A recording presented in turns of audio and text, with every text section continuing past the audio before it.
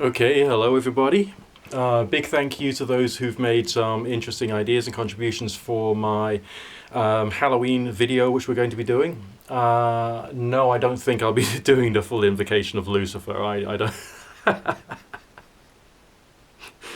That would go down well with some people, but not everyone. What I thought I would do is something a bit different. What we haven't done for Halloween before is to look at the runic letter which deals with the subject of Samhain.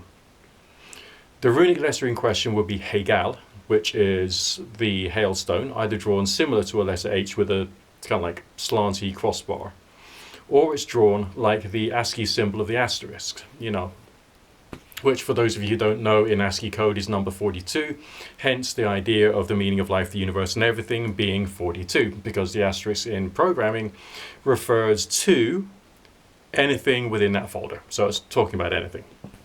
But in the runic letters, it has a different energy, okay? It is dark in some respects. It's the symbol for the time of year of Halloween, which within paganism would refer to a religious new year. But it's religious new year for what reason? The Hegal rune itself has a similar meaning to both the death card of the tarot as well as the lightning struck tower. It's talking about a sudden change, destruction of the old ways, bringing in the foundational points for something new to start to emerge. But you can only have that when there's been sort of like the old is gone and the new is beginning. So it's got to be like a major upheaval kind of thing. There is a feeling of foreboding about it, which would go very well with the season. And I thought we could experiment with this in a couple of different ways. We could try and see what standard meditation does. We can try and see what the Ouija board comes out with, if anything.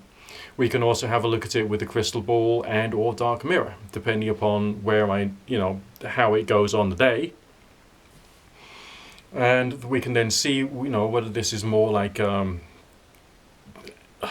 by analogy, demonic or angelic. We can check to see, what kind of vibration is coming through from this and what kind of thoughts and feelings and energies and messages seem to come through from the Hegal rune. And then to put this into a proper ceremonial setup, whereby I would do like the circle casting, doing the meditation in the middle of it, because once the circle's sealed, you then have the ability to focus a little bit more, just that little bit, okay? You feel less interference from the outside. Then even invoke it as if it was an energy or a deity and see whether we can actually get some variety of high-level energy from it, and to see what happens that way.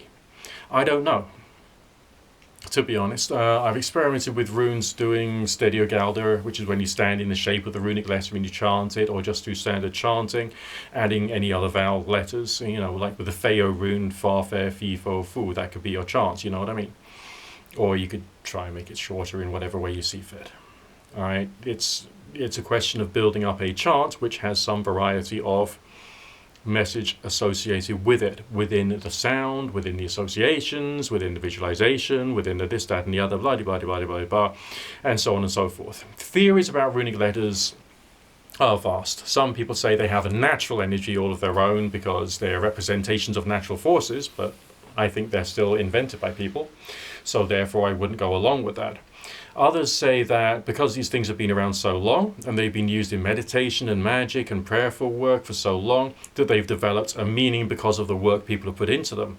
Again, we don't really know whether that's necessarily true or not, so we're just going to experiment and see what happens. Does that make sense to you? Hopefully it does, and I will speak to you not too far in the future when we go on to another complicated, weird subject. Don't forget to subscribe, rate, share, comment, favorite, and all the other YouTubey stuff. And let me know what your thoughts are about looking into the very spirit of Halloween as defined by the runes.